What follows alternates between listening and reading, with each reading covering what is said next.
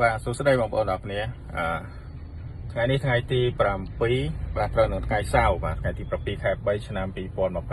បាទឥឡូវនេះខ្ញុំបាននៅកណ្ដាសាំងวันนี้วันที่7นะวันเสาร์วันที่7เดือน3ปี2026นะเดี๋ยวมาดูราคาน้ำมันที่วันนี้กูอยู่พนมเปญนะเดี๋ยวออกมาเติมเนี่ยใกล้ๆบ้านเนี่ยนะบางคนมาเมื่อhàng trên nằm lại xăng nơi nông pính và nơi cái bài tiệc trong đáyนี่ยังมาเมื่อกับหลังจากโตตาสันนะ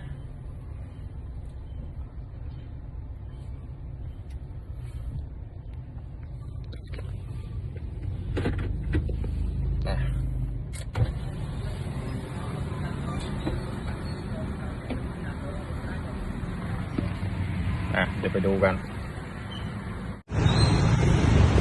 បាទសួស្តីបងប្អូនអរគ្នាគឺតម្លៃនៅដដែលទេបាទអត់មានឡើងទេគឺ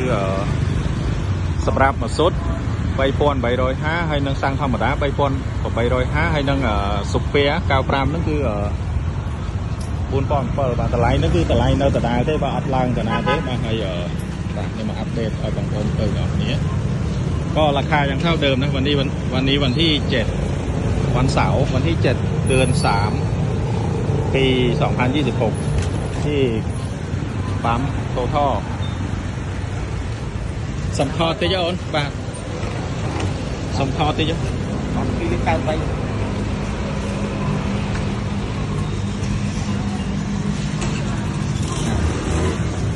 ก็ไม่มีอะไรที่มันผิดปกตินะคือยังแบบใช้ชีวิตกันปกตินะยังเติมกันปกติอยู่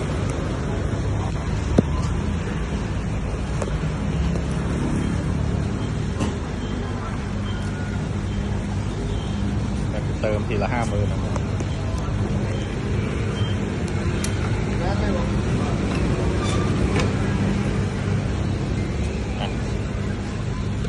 เลิกฮะ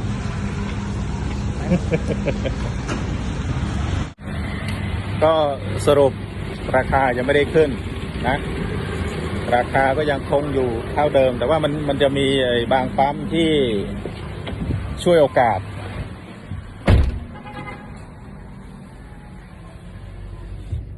เฮ้ยเฮียกูไม่ได้ดับเครื่องวะเมื่อกี้เติมเสร็จพอดีนะบางปอนตะไลในกระโตต้าบางอันนี้ไงตีผมเปิลคายใบชนะปีปอนมาไฟผมมวยนั่นคือตะไลในแต่ดาวเต้ปีไงศกดักชมทลบดักชมทอดในกาเต็กนั่นก็ตะไลปนังโดยเสียได้มาเอาคน